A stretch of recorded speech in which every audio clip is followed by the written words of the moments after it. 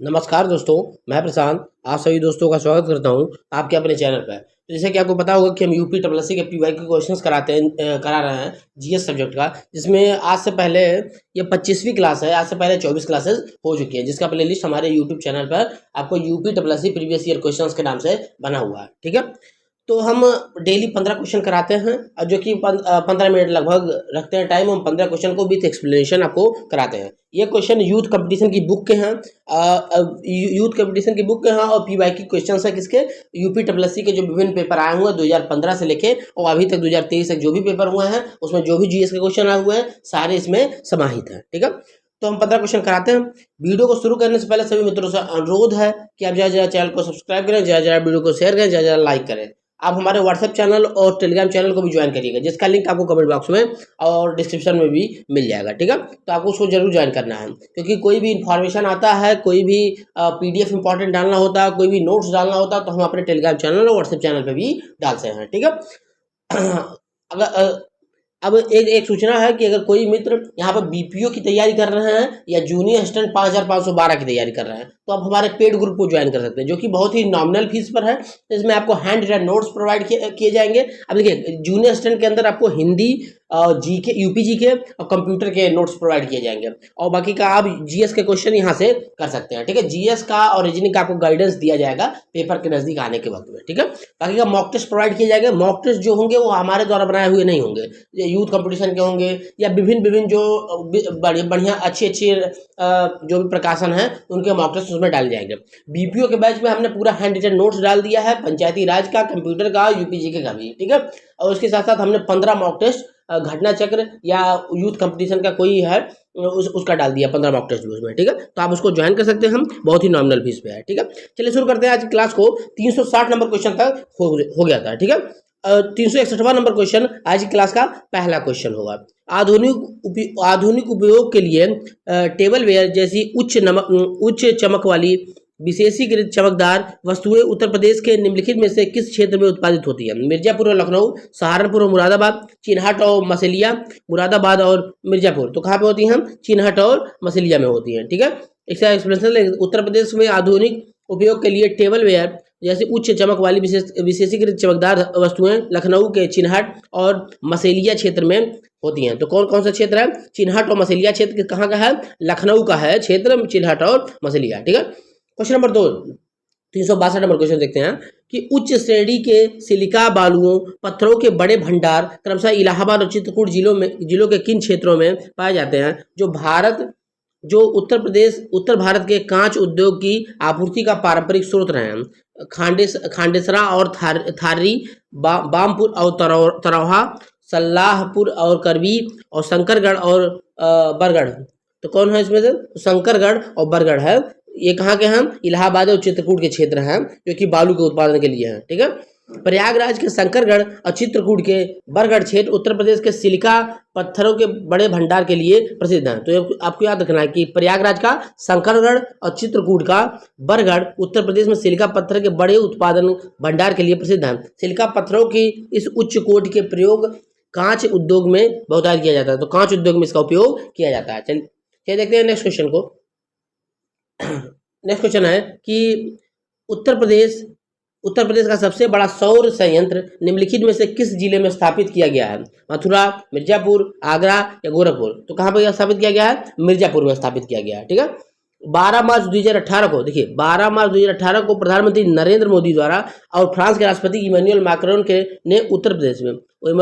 ने उत्तर प्रदेश में सबसे बड़े 75 मेगावाट के सौर संयंत्र का उद्घाटन मिर्जापुर जिले के विजयपुर ग्राम में किया था। तो कहाँ किया है? देखिए सबसे ज़्यादा इंपॉर्टेंट यही है, मिर्जापुर जिले के विजयपुर ग्राम में 75 मेगावाट का पीएम मोदी और इमैनुअल मैक्रोन द्वारा किया गया है इसका। ठीक है, उत्तर प्रदेश के। ठीक है, आगे बढ़ते हैं, नेक्स्ट क्वेश्चन देखते हैं। निम्नलिखित में से कौन सा स्थान उत्तरी कोसल जनपद की राजधानी थी? उत्तरी कोसल जनपद की राजधानी कौन थी? कौशाम्बी थी, श्रावस्ती थी, अहिच्छत्र था या काशी था? तो उत्तरी कोसल की राजधानी क्या थी? श्रावस्ती थी। कौशल की एक राजधानी अयोध्या भी थी। ठीक है, तो महाजनपद काल में कोसल महाजनपद के उत्तरी कोसल जनपद की राजधानी श्रावस्ती, जबकि दक्षिणी कोसल महाजनपद की राजधानी साकेत या अयोध्या थी।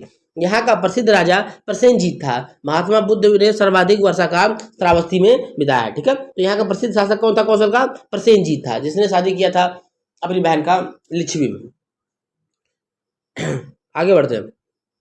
क्वेश्चन नंबर 365, लखनऊ में स्थित रूमी दरवाजा की ऊंचाई कितनी है? 90 फीट, 60 मीटर, 90 मीटर, 60 फीट। तो कितनी है रूमी दरवाजा की ऊंचाई? 60 फीट है। ठीक है। लखनऊ में स्थित बड़ा इमामबाड़ा और छोटा इमामबाड़ा के बीच निर्मित रूमी दरवाजा को तुर्की गेट भी कहते हैं। अब देखिए इसमें याद रखना है आपको कि रूमी दरवाजा को क्या कहते हैं? तुर्की गेट भी कहते हैं। और ये कहाँ स्थित है? लखनऊ में बड़े इमामबाड़ा और छोटे इमामबाड़ा के बीच में निर्मित है। ठीक है। इसकी ऊंचाई 60 फीट की है और इसे अवध के नवाब आसफुद्दौला ने वर्ष 1784 में बनाया था। तो किसने बनाया था? आसफुद्दौला ने बनवाया था, 1784 में बनाया था। इसको क्या बोलते हैं? तुर्की गेट भी कहते हैं। बड़े इमामबाड़ा और छोटे इमामबाड़ा के बीच में ये बना हुआ है। ठीक है। 60 फीट ऊंचा है ये रूबी दरवाजा। क्वेश्चन नंबर 366, फतेहपुर सीकरी को पहले फतहाबाद के नाम से जाना जाता था। यहाँ फतह शब्द का अर्थ जीत है। यह शब्द निम्नलिखित में से किस भाषा से लिया गया है? संस्कृत से, फारसी से, प्राकृत से या उर्दू से? तो किससे लिया गया है? फतह शब्द फारसी से लिया गया है। ठीक है। उत्तर प्रदेश के आगरा में 30 किलोमीटर की दूरी पर स्थित फतेहपुर सीकरी नगर विजय नगर भी कहा जाता है। अब देखिए इसको याद रखना कि फतेहपुर सीकरी को कौन सा नगर? विजय का नगर भी कहा जाता है। पूछ सकता है कि निम्नलिखित में से कौन सा शहर जो कि उत्तर प्रदेश में स्थित है जिसे विजय का नगर कहा जाता है? तो कौन सा कहा जाता है? फतेहपुर सीकरी को कहा जाता है। इस नगर के नाम का प्रमुख शब्द फतह फारसी से उद्धृत है जिसका अर्थ विजय होता है। मुगल काल में बादशाह अकबर ने 1556 से 1605 में राजधानी आगरा से फतेहपुर सीकरी स्थानांतरित की थी। मुगल काल में निर्मित यहाँ की प्रमुख इमारतें जामा मस्जिद, बुलंद दरवाजा, पंचमहल, इबादत खाना आदि इसमें निर्मित हैं। ठीक है। आगे बढ़ते हैं। क्वेश्चन नंबर 367, सारनाथ जो अशोक स्तंभ के लिए प्रसिद्ध है वाराणसी से 10 किलोमीटर उत्तर पूर्व में किन दो नदियों के संगम पर स्थित है? बेतवा और चंबल, गंगा और सोन, गंगा और बरुड़ा, यमुना और काली। तो किसके संगम पर? गंगा और बरुड़ा के संगम पर स्थित है। ठीक है। वाराणसी शहर से 10 किलोमीटर दूरी पर स्थित सारनाथ गंगा और उसकी सहायक नदी बरुड़ा नदियों के संगम पर स्थित है। सारनाथ में अशोक स्तंभ, धमेक स्तूप, मृगदाव और बौद्ध संग्रहालय प्रसिद्ध है। तो सारनाथ में क्या क्या है? अशोक स्तंभ भी है, धमेक स्तूप भी है, मृगदाव भी है और बौद्ध संग्रहालय भी यहाँ पे है। ठीक है। गौतम बुद्ध से ज्ञान प्राप्ति के बाद अपना पहला उपदेश 5 अनुयायियों को सारनाथ में ही दिया था। इसे धर्म चक्र प्रवर्तन भी कहा जाता है। बुद्ध ने पहला उपदेश सारनाथ में दिया अपने 5 अनुयायियों को जो कि ब्राह्मण थे। ठीक है। धर्म चक्र प्रवर्तन इसे कहा जाता है। ठीक है। आगे बढ़ते हैं। क्वेश्चन नंबर 368, देवगढ़ में स्थित गुप्त काल का दशावतार मंदिर जो भगवान विष्णु को समर्पित है अपनी वास्तुकला की शैली के कारण उत्तर भारत में सबसे प्राचीन ज्ञात है। डैश है पातालपुरी मंदिर, 64 योगिनी मंदिर, विशालाक्षी मंदिर या पंचायतन मंदिर? तो कौन सा है? पंचायतन मंदिर है। ठीक है। उत्तर प्रदेश के ललितपुर में देवगढ़ स्थित दशावतार मंदिर उत्तर भारत के सबसे प्राचीन पंचायतन मंदिर निर्माण शैली से निर्मित है। भगवान विष्णु को समर्पित यह मंदिर गुप्त काल में निर्मित था। पंचायतन शैली के मंदिरों के मुख्य मंदिर के चारों तरफ सहायक मंदिर में घिरा होता था। पंचायतन शैली में निर्मित अन्य मंदिर उदयपुर का जगदीश। अब देखिए अन्य मंदिर कौन कौन से हैं पंचायतन शैली में? इसको भी याद रखना है। तो उदयपुर का जगदीश मंदिर, खजुराहो का लक्ष्मण मंदिर व कंदरिया महादेव मंदिर और भुवनेश्वर का ब्रह्मादेव मंदिर भी स्थित है। अब कंदरिया महादेव मंदिर कहाँ पे है? खजुराहो में है। ठीक है। तो पंचायतन शैली में अन्य मंदिर हैं उदयपुर का जगदीश मंदिर, खजुराहो का लक्ष्मण मंदिर, कंदरिया महादेव मंदिर जो कि खजुराहो में है और भुवनेश्वर का ब्रह्मदेव मंदिर भी पंचायतन शैली में निर्मित है। पंचायतन शैली में क्या होता है कि मुख्य मंदिर बीच में होता है और उसके चारों तरफ भी चारों कोनों पे भी मंदिरें होती हैं छोटी छोटी। तो इसे बोलते हैं पंचायतन मंदिर। 5 बन गया ना। आगे बढ़ते हैं। क्वेश्चन नंबर 369, चरकुला और दादरा किस राज्य के नृत्य के रूप में है? गुजरात के, महाराष्ट्र के, उत्तर प्रदेश के या तमिलनाडु के? तो कहाँ के हम? चरकुला उत्तर प्रदेश में मनाया जाता है। ठीक है। चरकुला नृत्य, चरकुला उत्तर प्रदेश का एक पारंपरिक लोक नृत्य है जो कि ब्रज क्षेत्र में मनाया। तो चरकुला कहाँ मनाया जाता है? चरकुला ब्रज क्षेत्र में व्यापक रूप से। इस प्रदर्शन में विभिन्न चरणों में नृत्य करके घूंघट वाली महिलाएं अपने सिर पर एक बड़े बहुस्तरीय वृत्ताकार लकड़ी की पिरामिड को संतुलित करती हैं। लकड़ी की पिरामिड को 108 दीपक द्वारा रोशन किया जाता है। लकड़ी 108 दीपक शरीर पे रखे रहती हैं। महिलाएं भगवान विष्णु के रसिया गीत पर नृत्य करती हैं। भगवान कृष्ण के रसिया गीत पर नृत्य करती हैं। उत्तर प्रदेश के अन्य प्रमुख लोक नृत्य। अब देखिए अन्य लोक नृत्य कौन कौन से हैं उत्तर प्रदेश में? देखिए अन्य लोक नृत्य में रासलीला, रामलीला, कर्मा, धोबिया, नटवारी, मयूर नृत्य आज भी उत्तर प्रदेश के प्रमुख नृत्य हैं। ठीक है। क्वेश्चन नंबर 370 देखते हैं हम। भारत कला भवन उत्तर प्रदेश में डैश में एक विश्वविद्यालय संग्रहालय है, आगरा में, लखनऊ में, वाराणसी में या प्रयागराज में। तो भारत कला भवन कहाँ है? वाराणसी में। और भारत भवन कहाँ है? भोपाल में है। दोनों क्वेश्चन अलग अलग है। एक्सप्लेनेशन देख लेते हैं कि भारत कला भवन उत्तर प्रदेश के वाराणसी में स्थित एक विश्वविद्यालय संग्रहालय है। भारत कला भवन संग्रहालय की स्थापना 1 जनवरी 1920 को हुई थी। तो भारत कला भवन की स्थापना कब हुई थी? 1920 में हुई थी। भारत कला परिषद के एक अंग के रूप में, भारत कला परिषद के एक अंग के रूप में हुई थी। इसके प्रथम मानद अध्यक्ष कवि रविन्द्रनाथ टैगोर थे। इसके पहले मानद अध्यक्ष कवि रविन्द्रनाथ टैगोर थे। और भारत कला परिषद के अंग के रूप में इसकी स्थापना 1 जनवरी 1920 को हुई थी। कहाँ पे हुई थी? वाराणसी में। यह विश्वविद्यालय संग्रहालय है। ठीक है, आगे बढ़ते हैं। क्वेश्चन नंबर 371 देखते हैं। निम्नलिखित में से किस नृत्य शैली में एक महिला नर्तकी नृत्य करते समय अपने सिर पर ऊपर रोशन दीपकों के एक स्तंभ को संतुलित करती है? ख्याल में, नौटंकी में, चरकुला में या रासलीला में? तो चरकुला नृत्य में ये महिलाएं करती हैं। ठीक है, चरकुला नृत्य उत्तर प्रदेश के ब्रज क्षेत्र में का प्रचलित नृत्य है। इस नृत्य शैली में एक महिला नर्तकी नृत्य करते समय अपने सिर पर रोशनी दीपकों को स्तंभ को संतुलित करती है। ठीक है, क्वेश्चन नंबर 372 देखते हैं। लखनऊ स्थित बाल संग्रहालय चिल्ड्रंस म्यूजियम की स्थापना किस वर्ष की गई थी? तो 1970 में, 1975 में, 1957 में, 1988 में? तो कब की गई थी? 1957 में बाल संग्रहालय की स्थापना की। लखनऊ स्थित बाल संग्रहालय की स्थापना 1957 में की गई थी। इसका पूरा नाम मोतीलाल नेहरू बाल संग्रहालय है। मोतीलाल नेहरू बाल संग्रहालय है। आगे बढ़ते हैं। क्वेश्चन नंबर 373 देखते हैं।